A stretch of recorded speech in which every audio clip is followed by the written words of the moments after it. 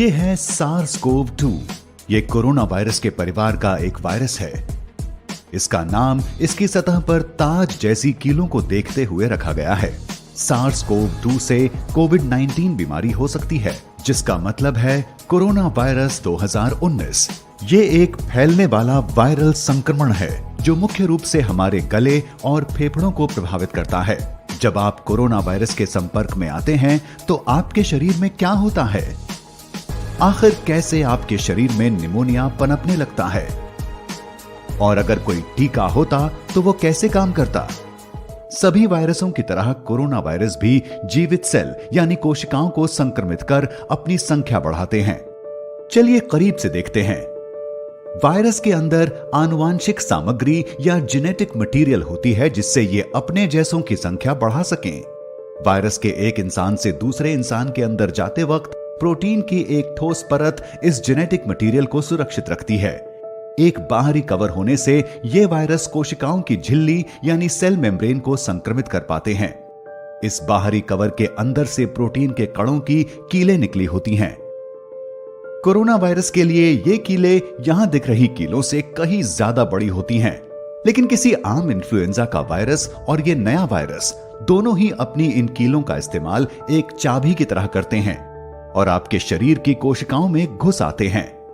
यहां ये शरीर को आंतरिक रूप से प्रभावित करते हुए नए वायरस को बनाने में लग जाते हैं।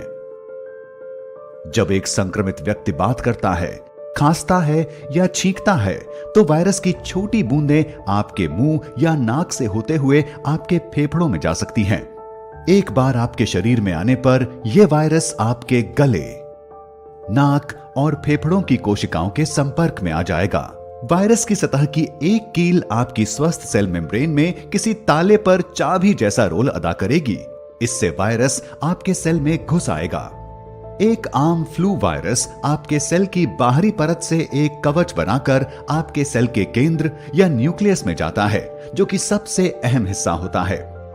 इसके बाद वायरल कवच और मेम्ब्रेन मिल जाते हैं और सेल के न्यूक्लियस में प्रवेश कर लेते हैं। वहीं दूसरी तरफ कोरोना वायरस को किसी होस्ट सेल के न्यूक्लियस में प्रवेश करने की जरूरत नहीं होती। ये सीधे होस्ट सेल के राइबोसोम नाम के हिस्सों तक जा सकते हैं। राइबोसोम वायरस की जेनेटिक सूचना का इस्तेमाल करते हुए वायरल प्रोटीन बनाते हैं, जैसे कि वायरस की सतह पर रहने वाले कील। इसके बाद सेल के अंदर मौजूद एक पैकेजिंग आकृति इन कीलों को वेसिकल्स में ले जाती है, जो कि सेल की बाहरी परत यानी मेम्ब्रेन से मिल जाते हैं।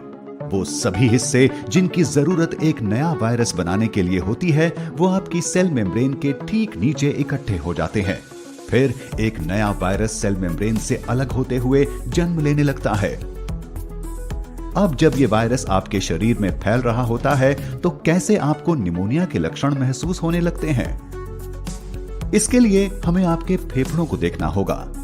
हमारे दोनों फेफड़ों में अलग अलग सेक्शंस होते हैं जिन्हें लोब कहा जा सकता है। आमतौर पर जब आप सांस लेते हैं तो हवा आपकी सांस की नली में आराम से घुसती है, जहां से ये बड़ी नलियों या ब्रोंकाई में जाती है और फिर पतली नलियों या ब्रोंकियोल्स में जाकर छोटी थैली जैसे आकार की एल्वियोलाई में जाती हैं। आपकी सांस का रास्ता और ये थैलियां लचीली होती हैं। जब आप सांस अंदर लेते हैं तो ये छोटे गुब्बारे की तरह फूलती हैं और जब आप सांस छोड़ते हैं तो ये पिचकती हैं।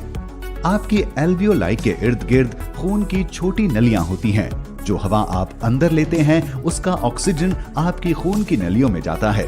फिर आपके शरीर का कार्बन डाइऑक्साइड आपकी नलियों से निकलता है ताकि आपके सांस छोड़ने पर आपके फेफड़ों से ये बाहर निकल सके।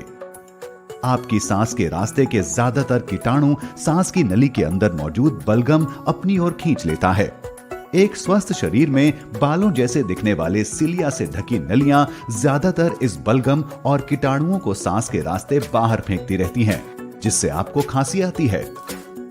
आमतौर पर आपका रोगों से लड़ने वाला सिस्टम उन वायरस और कीटाणुओं पर हमला करता है जो म्यूकस को पार कर आपकी एल्वियोलाई तक पहुंच जाते हैं। हालांकि अगर आपका रोगों से लड़ने वाला सिस्टम कमजोर हो गया है, जैसा कि कोरोना वायरस के मामले में हो जाता है, तो ये वायरस उन लड़ाकू सेलों को हरा देंगे और आपके ब्रोंकियोल्स और एल्वियोलाई में जलन महसूस होगी, क्योंकि आपका सिस्टम बढ़ते हुए वायरस से लड़ रहा होगा। इस जलन से आपके फेफड़ों में पानी जैसा भरने लगेगा, जिससे आपके शरीर के लिए जरूरत जितना ऑक्सीजन लेना मुश्किल हो जाएगा। आपको लोबार निमोनिया हो सकता है, जहां आपके फेफड़ों पर लोब का असर होता है, या आपको ब्रोंको निमोनिया हो सकता है, जिससे आपके फेफड़ों के कई हिस्सों पर असर पड़ेगा। निमोनिया से सांस लेने में तकलीफ हो सकती है, सीने में दर्द, खांसी, बुखार, ठंड लगना, सर दर्द, बदन दर्द और थकान जैसे लक्षण हो सकते हैं। इससे और गंभीर समस्याएं भी आ सकती हैं। जब सांस लेने में बहुत ज्यादा परेशानी हो तो सांस न आने का खतरा बढ़ सकता है, जहां आपको वेंटिलेटर नाम की एक मशीन पर निर्भर होना पड़ेगा। ये वो मशीनें हैं जो जानें बचा सकती हैं, और इस वक्त इसे बनाने वाली कंपनियां इनका उत्पादन तेजी से बढ़ा रही हैं। आप में ये लक्षण दिखेंगे या नहीं, ये कई बातों पर निर्भर करता है, जैसे कि आपकी उम्र या ये कि आपका स्वास्थ्य पहले से ठीक था या नहीं। जहां ये सब सुनने में डरावना है, वहीं एक सुकून की बात यह भी है कि कोरोना वायरस का टीका बनाने के लिए तेजी से कोशिशें जारी हैं। दूसरे कोरोना वायरस पर शोध से कई जानकार ये मानते हैं कि वो लोग जो SARS-CoV-2 के संक्रमण से ठीक हो चुके हैं, वो दोबारा संक्रमण से सुरक्षित हो सकते हैं। लेकिन ये धारणा बनाने के लिए सबूतों की जरूरत होगी, और शोध से ऐसा नहीं दिखाई देता। कोरोना वायरस के खिलाफ एक संभावित टीके को लेकर कई तरह की अटकलें हैं। इसमें एक आम धारणा यह है कि अगर इसी वायरस के कमजोर वर्जन के टीके लगाए जाएंगे तो इससे ये वैक्सीन आपके शरीर को इस वायरस से लड़ना भी सिखा देगी, और ये इतना कमजोर होगा कि आप इससे प्रभावित भी नहीं होंगे। कुछ ही हफ्तों में रोगों से लड़ने वाले आपके सिस्टम में मौजूद सेल एंटीबॉडी बना लेंगे, जो कि कोरोना वायरस या इनके कीलों के आकार वाले प्रोटीन से लड़ने में कारगर होंगे।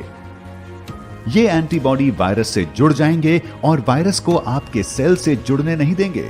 आपका इम्यून सिस्टम इसके बाद इन एंटीबॉडी से मिलने वाले सिग्नलों के जरिए वायरस से जीतने लगेगा। इसके बाद अगर आप असल वायरस से संक्रमित हो जाते हैं तो आपका शरीर इसे पहचान लेगा और इसे खत्म कर देगा।